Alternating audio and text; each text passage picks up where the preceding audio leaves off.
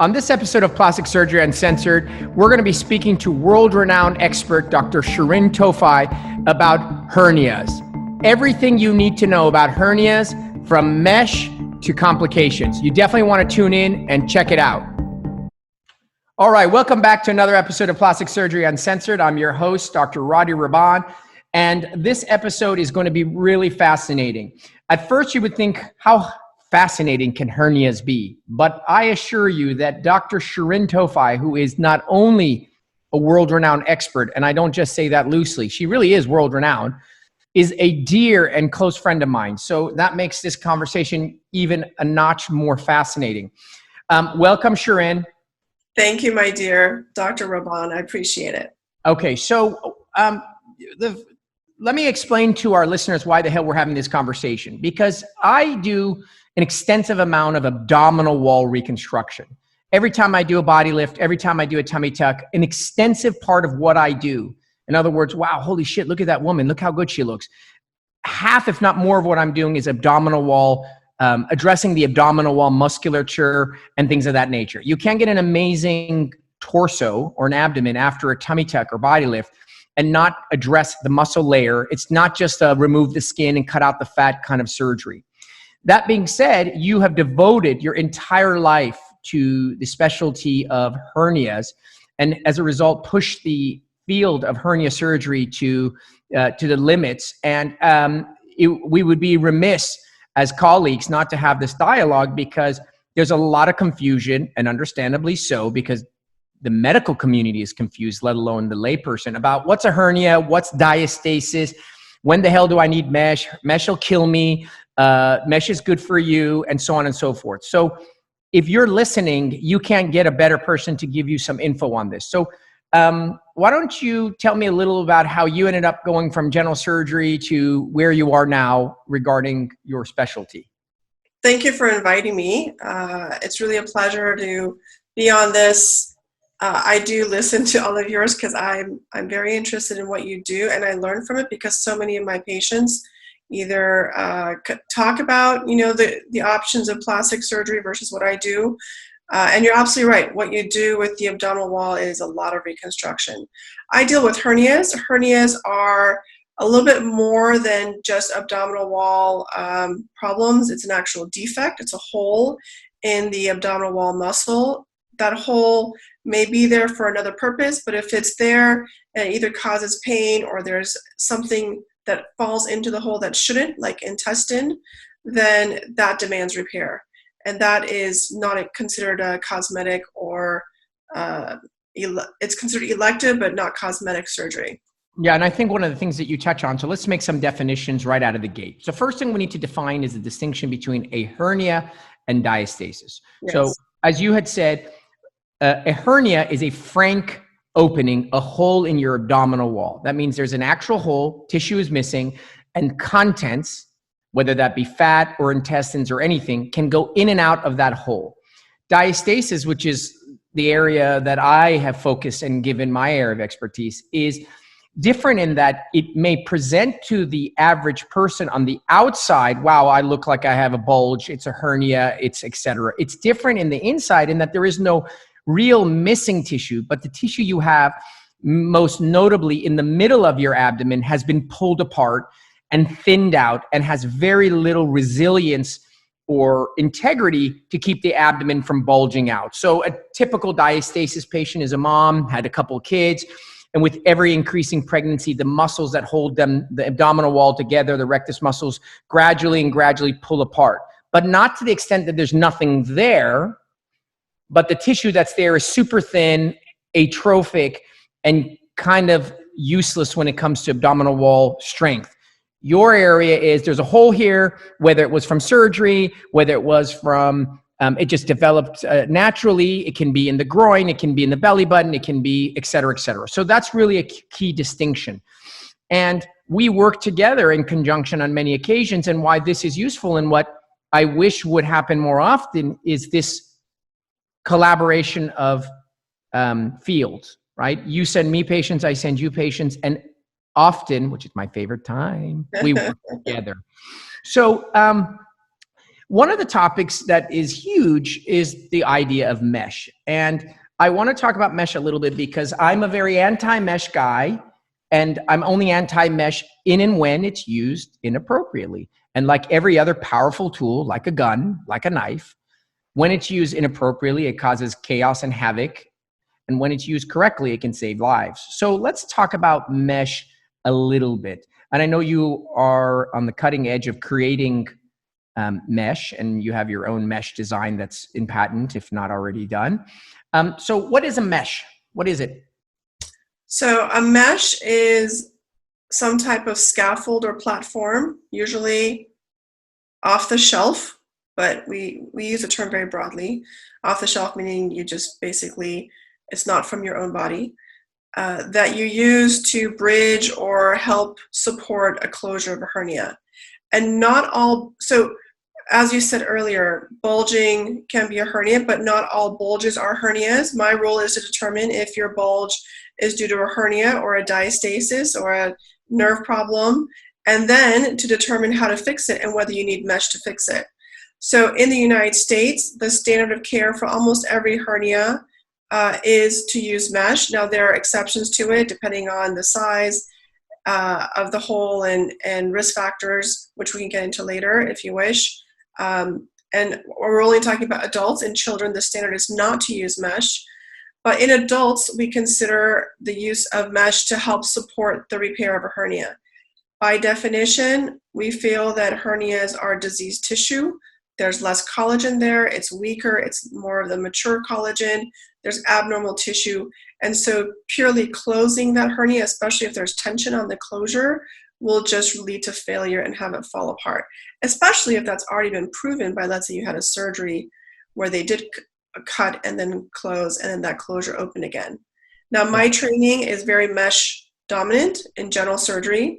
There are very few general surgery residency programs that teach you how to do a non-mesh tissue repair. Non-mesh repair. I learned in my residency and I learned since residency. In your program, your plastic surgeons, your really expertise in how to handle and manipulate the tissue to your needs. And in general, plastic surgeons are not very mesh dominant. They tend to either not use mesh or take advantage of as much of the manipulation of the tissues of the abdominal wall, or even bringing in new tissue to help support a repair. We just don't do that. We don't, it's just not our culture. And that's why mesh is so dominant in the hernia repairs. So fantastic. So how I take it as is that you have a hole. So let's leave the diastasis world aside for a second. Right. So you have some kind of defect or opening in your abdominal wall. It can be small, medium, or massive. And depending on how big it is, that hole needs to be closed. So there are different ways that people can close those holes. And quite commonly, as you were alluding to, the most common way that is done in the general surgery world is to slap a piece of material, that material we'll get into later, to cover or patch that hole. Now, you can either repair the hole and then stick that patch on as a reinforcement, or in some instances, you can just use that patch as a bridge, which obviously is less desirable. And the issue at hand and why we even have, who gives a shit? Who cares about mesh? The reason we're having this conversation is that material is foreign. And like breast implants, where we just had an episode about BII, breast implant illness, the bottom line is the body doesn't like foreign crap in it because it's not designed to have plastic, metal, rubber, et cetera, silicone in it. And so wherever that is, and mesh is just one of those products, you have a host of individuals whose body will react in a bad way and then create other problems associated with that mesh. And that's why me as a plastic surgeon doesn't like it, because I see a lot of patients, as do you now, since this is your expertise, with mesh-related complications. If it's necessary, well, then it's necessary. Yes. But as you do, and the reason why you are on this show, and the reason why you are an expert, is that you, like most experts should, push the boundaries of what we're taught and find that in some instances, it's not as necessary as previously said. And there are other ways to do it. And what you have, I think, done an amazing job of is try to avoid the mesh in the instances it can be avoided. And what you do is what we do, which is you use the surrounding tissue and things like component separation and things of that nature to help do that. And I think that that's, I mean, obviously you're not successful accidentally. If you're doing what everybody else is doing, then you won't be successful because it's obviously has its issues to do with it. So that's why we're a big mesh. Now, where I come in as a plastic surgeon is obviously all of my patients are coming to me with some kind of, all the abdominal patients are complaining of some kind of abdominal contour issue. Quite commonly is an umbilical hernia. And I think that's sort of where we connect more often. Mm-hmm. And an umbilical hernia to me is just a term that people use that's inappropriate. They call it a hernia when in reality, yes and no. And the worst thing I can hear from a patient is, hi, how you doing, Dr. Bond? Great. I've had 3 kids. Okay, wonderful. I want a tummy tuck. Okay, great. And last year, 2 years ago, I had my umbilical hernia repaired using mesh. I literally wanted to throw up. Yes, I agree. I want to throw up too. Because I just threw up, but you didn't see it. It's a virtual throw up. It's an emoji throw up. I mean, what the? Oh my God. It's crazy because A, it's not indicated. 2, 99% of umbilical hernias are due to diastasis, not allowing that hernia is where your umbilical cord is coming out of your body. And so as a result, there's already a weakening. You have 3 kids and it separates, and I fix every single umbilical hernia, whether you ask for it or not. So that's where our worlds collided originally. But I think that's one area where we have some overlap. I'm going to take a quick break, and what we'll do is we'll come back. You'll define for me different kinds of meshes. Let's talk about where complications occur, and then let's talk about a little bit of our joint surgeries, because I think that's really fascinating that, like, you and I will get into surgery together. I'll help you, you help me, and we get through this. So yeah, love it. If you guys want to hear the rest of this, you better tune in. We'll be right back with Plastic Surgery Uncensored. Yeah. Welcome back to the second half of Plastic Surgery Uncensored. I am blessed and honored to have Dr. Shirin Tofai, whose information we will give you at the end, because if you suffer from anything that's hernia related, she's your go-to. And we want to talk about mesh because I think that's a big part of where our worlds collide. So tell me the different kinds of mesh. I know that you're in process of creating a patent on meshes. What kind of meshes are there, and what is the issue with mesh that forces you to find other mesh?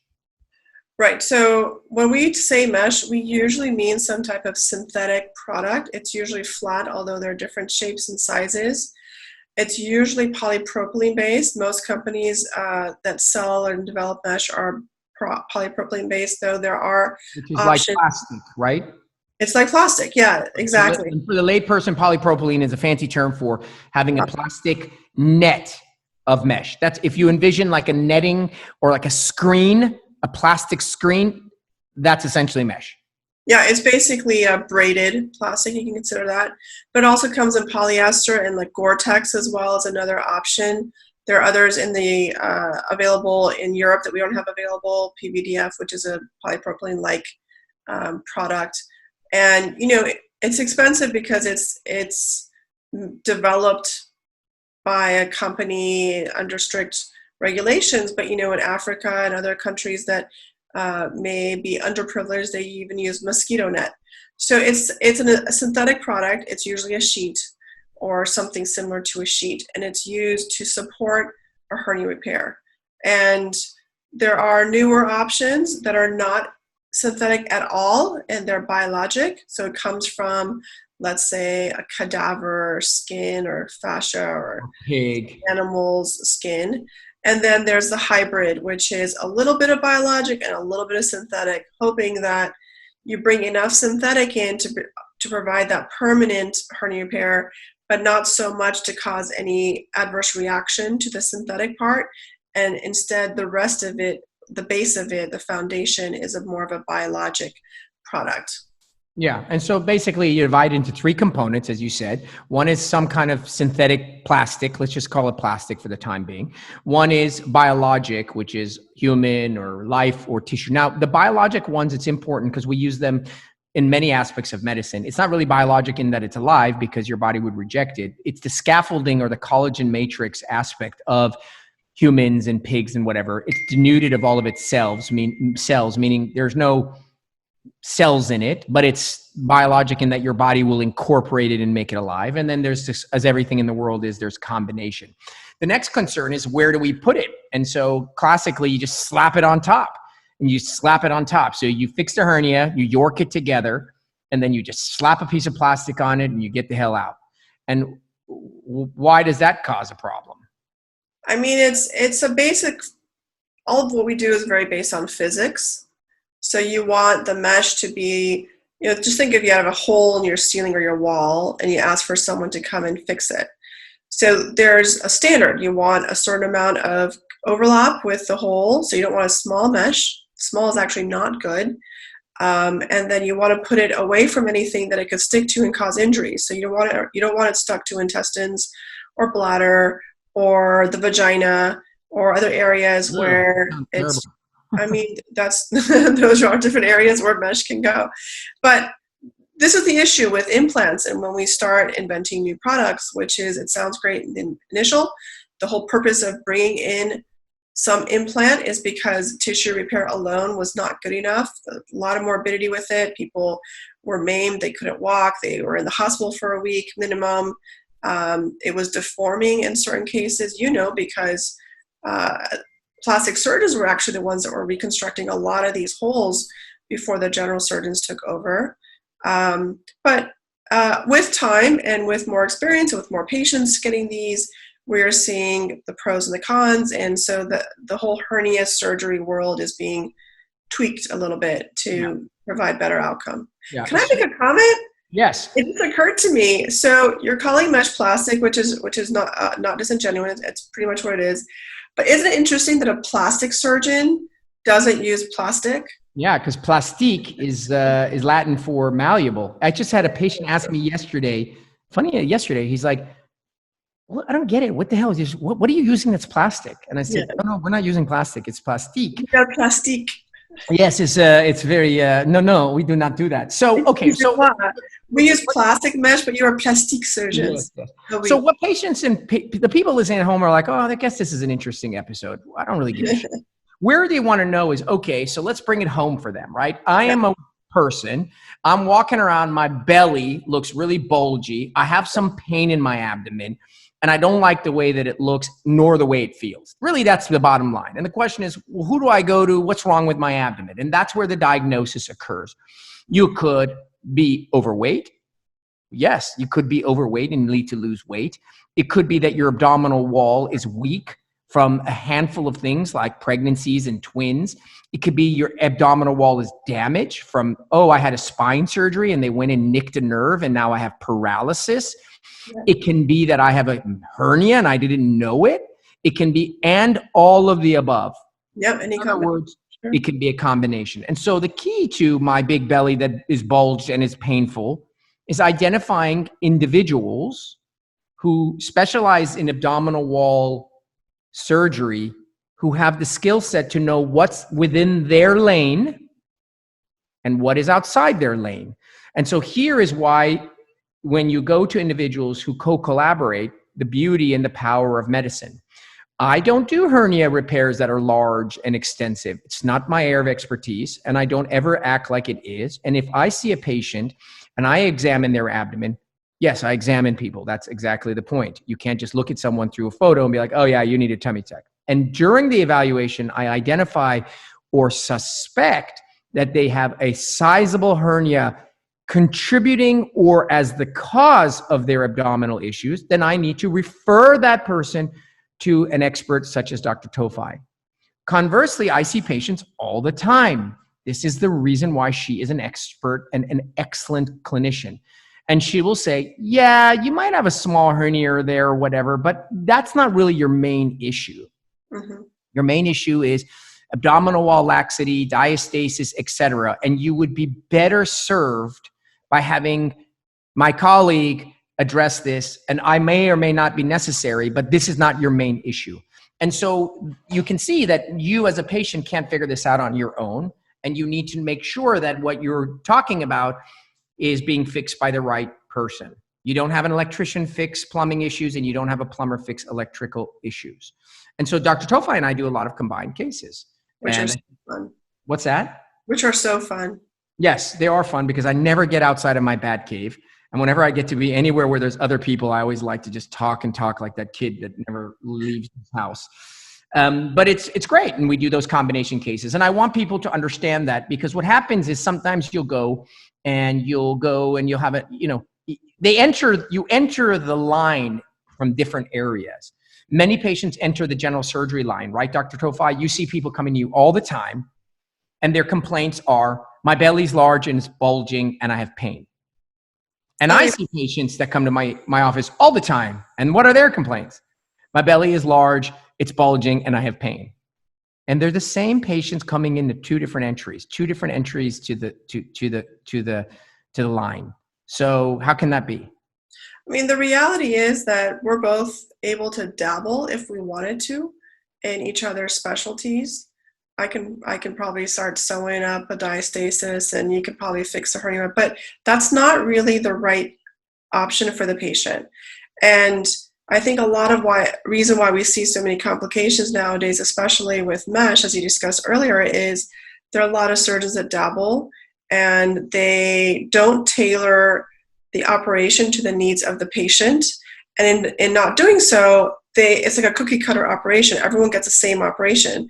You have a lady who has a huge diastasis, had 3 pregnancies with twins, and has a small belly button hernia. That woman should not get a mesh repair belly button 100%. hernia. She should get a diastasis repair. So, 100%. Yeah. So it's understanding what you do best and where your lane is, and then having a cadre of specialists that you can rely on, that you can either collaborate with or refer to give the patient better care. I mean, I couldn't have said it better. And I think if you live in Cambodia, or if you're in the Congo, all right, that makes sense. There's this guy does it all. He delivers babies, and then in the afternoon, he's doing your retinal surgery. I get it. But you're in Atlanta, you're in Dallas, you're in America. You have so many great options out there where the guy only does, or the gal only does X, Y, and Z, and you should be able to seek that care. And so I think that this is another underscore of what we try to constantly reiterate through the podcast, which is expect excellence and don't tolerate mediocrity. Average or good enough won't cut it. And complications do occur in the best of hands, but statistically, the probability of you having a kick-ass outcome is far greater when someone does something 1,000 times than someone does something 10 times. It's just the way. Yeah, and I think the U.S. has excellent healthcare. Of course, there are spots in the U.S. where there's some lack of specialists, but in general, within an hour, you should be able to find a specialist in almost every town you live in. And I see a lot of patients that don't feel the need to go to at least a second opinion. I mean, surgery is surgery. You're having someone physically cut you under anesthesia. That's a big deal. And recurrences or complications from these operations are not a small deal. They're actually quite complicated, can make the situation worse. So I see a lot of patients that eventually make it to me. I am like the 3rd or 4th surgeon to operate on them, and I think what they thought was they were saving money, or they were being efficient by going to their local surgeon for a complicated problem. But I see a lot of patients out of town. I know you do as well. They come out of town because it's kind of botched. And I wish that they had the foresight to do their research. And especially now with COVID, everyone's doing telehealth. So there's no reason to say, I can't come visit you, because it's all via Zoom or some type of video conferencing now. But to invest in the luxury, which is their healthcare, to get the best care the first time, instead of doing 3 or 4 operations, which is expensive, and then ending up in my office to fix everything, or in your office. No, and that's it. We live in a unique time. I mean, we have patients that come from Dubai and all over, and those patients say, first and foremost, is the idea of not inquiring is just foolish. Saying I can't afford to fly somewhere and get it done, I respect that. But the idea of not even inquiring, paying $300, $400, $500 to get a consult, to say, well, okay, but the guy in my city said I need X, Y, and Z. What do you think? And then you say, well, holy shit, I would never do that. You wouldn't? Not at all. Oh, crap. The minute you get one guy saying one thing and another guy saying another, do you know what you need to do? Get a third opinion. Yes. You know what I mean? Like if someone says the answer is X and the next guy said the answer is Y, you better find another person, because there should be not that big of a discrepancy between approaches and thoughts. So the take home message today, specifically, abdominal wall issues can span from plastic surgeons all the way to general surgeons. And the only way to know is to do your homework. And B, and I think Dr. Tofai brought a great point up, is at least if you get the sense that you're not sure, but even still, even if you think the person walks on water, you should always get a second opinion. And that requires for you to dig a little past the local area and maybe find experts in your area, in the world, even if you don't end up going to them, even if you just get information. So, Dr. Tofai, where can people find you? So what is your, what is your IG address? What's your handle? I'm at Hernia Doc on both Instagram and Twitter. It's Hernia Doc. At Hernia Doc. Mm-hmm. That's where you find her. She's the woman. Dr. Shirin Tofai. All right. Well, thank you so much for participating. I know you're a busy woman. You're probably about to get off this and go on some teleconference in Korea or something.